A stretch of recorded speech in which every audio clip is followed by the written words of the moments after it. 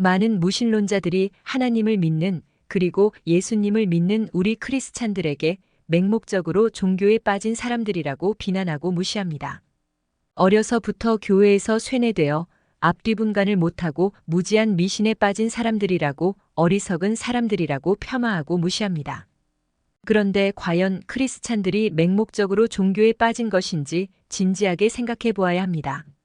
과연 우리는 보이지도 않는 하나님을 맹목적으로 믿는 어리석은 사람들일까요?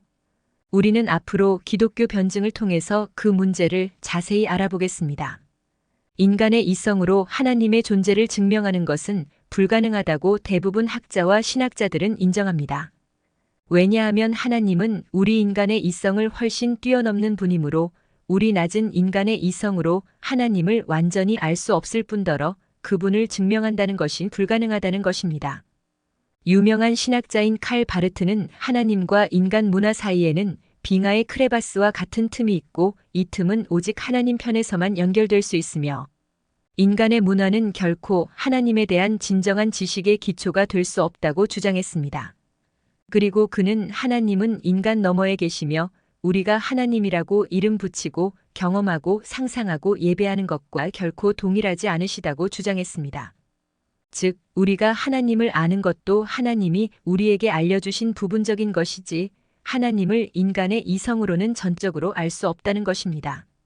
그러나 그렇다고 해도 하나님이 인간에게 주신 이성은 인간의 가장 강력한 도구이고 이 도구로 하나님의 존재를 증명할 수는 없지만 하나님이 계시다고 믿는 그 믿음의 타당성과 합리성은 얼마든지 논리적으로 말할 수 있습니다.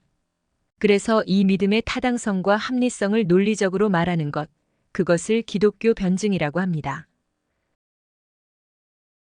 신의 존재를 이야기할 때 두 가지의 인간 이성을 사용하는 방법인 논증과 추론 방식인 유추법이 사용된다고 말할 수 있습니다. 논증은 연역적 논증과 귀납적 논증이 있는데 신 존재와 관련된 논증은 철학적 논증으로 주로 연역적 논증으로 이루어집니다. 연역적 논증은 자신의 주장이 참임을 증명할 필요가 없는 자명한 진리, 즉 공리를 기반으로 어떤 결론을 이끌어내는 방식입니다. 우리가 잘 아는 3단 논법이 연역적인 논증 방법이라고 할 수 있습니다.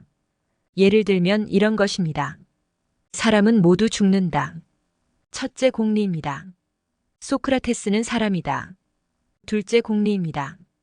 그리고 이 공리들로부터 결론이 유도됩니다. 그러므로 소크라테스는 죽는다. 결론입니다. 연역적인 논증은 귀납적 논증과 비교할 때 논증의 힘이 더 강하다고 볼 수 있습니다. 그것은 귀납법의 본질적 한계 때문에 그렇습니다. 귀납적 논증의 예를 들면 이렇습니다. 참새는 날 수 있다. 구체적 사실의 하나입니다. 비둘기는 날 수 있다. 구체적 사실의 하나입니다. 독수리는 날 수 있다. 구체적 사실의 하나입니다. 그러므로 모든 새는 날 수 있다. 결론입니다. 그러나 우리는 이 결론이 틀리다는 것을 알고 있습니다. 타조나 펭귄 등 날지 못하는 새가 있기 때문입니다. 또 다른 귀납법의 예를 들어보겠습니다. 내가 사는 도시의 백조는 하얗다. 다른 도시의 백조도 하얗다. 그러므로 백조는 하얗다. 그런데 이 귀납적 논증은 하얗지 않은 백조가 한 마리라도 발견되면 손상되고 맙니다. 실제로 색이 까만 백조, 즉 흑조인 블랙스완이 호주에서 발견되었습니다. 그래서 귀납법은 어떤 명제의 신빙성을 강화시켜 줄 수는 있지만 연역법처럼 불변의 결론을 유지하기가 쉽지 않습니다. 또 다른 이성적 방식으로 유추법이 있습니다. 유추법은 어떤 확인된 사실들로부터 논리적으로 추론하여 다른 사실을 이끌어내는 방식을 말합니다. 이 방식은 범죄 수사에서 많이 사용되는 방식으로 여러 가지 범죄 현장의 정보를 수집한 뒤 그 정보로부터 범죄 상황을 확인하고 범죄자를 찾아내는 방식입니다. 그러나 유추법은 말 그대로 유추하는 것이므로 증명의 수준에는 다다르지 못한다고 말할 수 있습니다.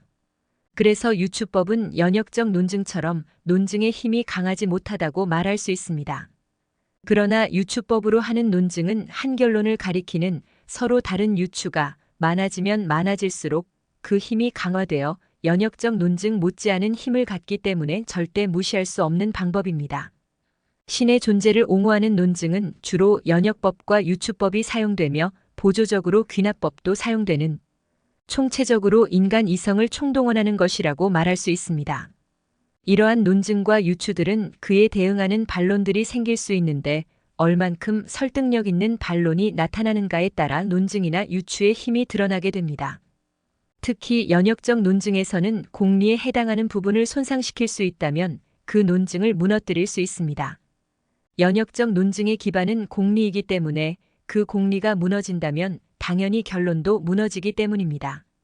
그러나 공리가 무너질 가능성은 매우 낮습니다.